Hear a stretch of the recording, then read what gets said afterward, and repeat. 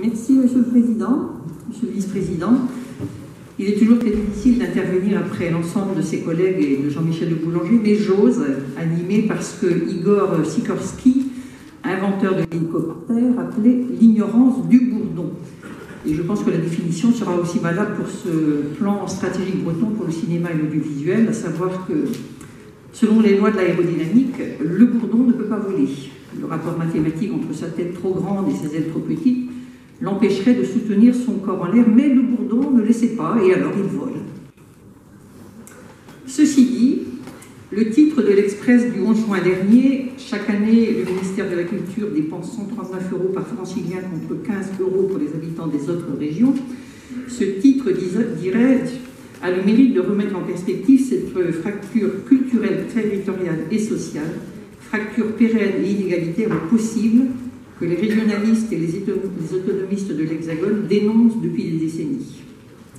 Et Jacques Lang va rajouter encore une couche en actant du fait que l'État finançait à lui seul 80% de la vie culturelle de Paris. D'une manière générale, en France, le chiffre d'affaires global et le nombre d'emplois générés par l'économie culturelle sont 7 fois plus importants que ceux générés par l'industrie automobile. 7 fois plus importants. La région Bretagne avait fait l'objet en 2016 d'une étude menée par le Conseil culturel de Bretagne, intitulée Panorama économique des activités culturelles et patrimoniales de Bretagne. Et l'introduction de cette étude se terminait ainsi.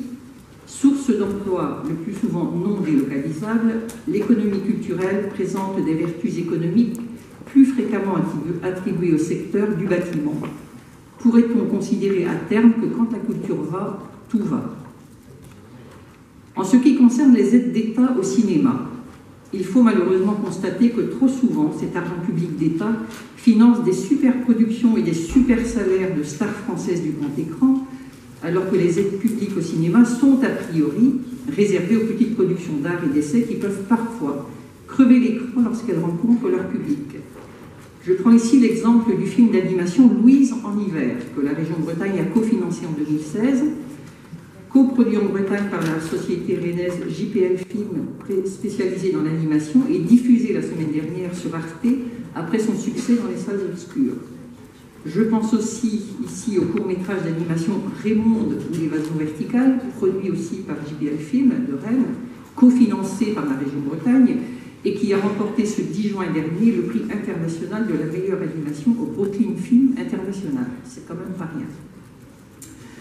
De notre point de vue, ce succès des films d'animation créés et produits en Bretagne mériterait une attention particulière dans les objectifs stratégiques que nous avons identifiés. Et ce qui précède montre bien que ce n'est pas le montant astronomique des aides publiques qui fait le succès d'un film, mais bien son lien à l'imaginaire. Or, nous savons à quel point la Bretagne est la terre dans laquelle l'imaginaire est bien vivant et bien enraciné.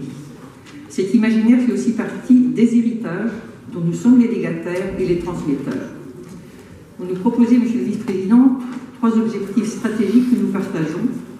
Et nous avons souri à la lecture des chiffres annoncés qui sont un réel effort financier de notre collectivité vers le soutien à la création et l'aide aux entreprises du secteur.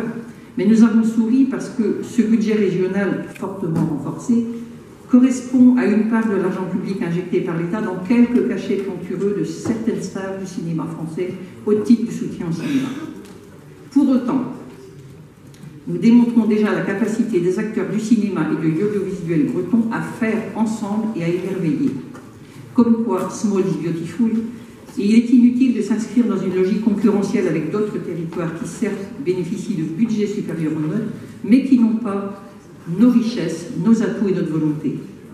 La réussite du cinéma et de l'audiovisuel breton sont fondées sur la singularité et l'identité de la Bretagne, sur notre intelligence collective et notre capacité à faire ensemble et à expérimenter de nouvelles manières d'être au monde et de partager notre imaginaire, nos paysages, notre créativité, notre sens de la fête et de la poésie. Le succès de la série policière allemande, Les Enquêtes du commissaire Dupin, qui se déroule tout en Bretagne, montre aussi à quel point nos villes, nos paysages maritimes ou ruraux, notre culture et nos ambiances sont autant d'écrins prêts à accueillir l'imagination, l'action et la rigueur du 7e art. Qu'il s'agisse de films, de séries, de films d'animation ou de documentaires. Alors nous l'avons dit, mais effectivement, la bataille de demain sera celle des contenus. Et nous avons beaucoup d'atouts concernant ces contenus de qualité.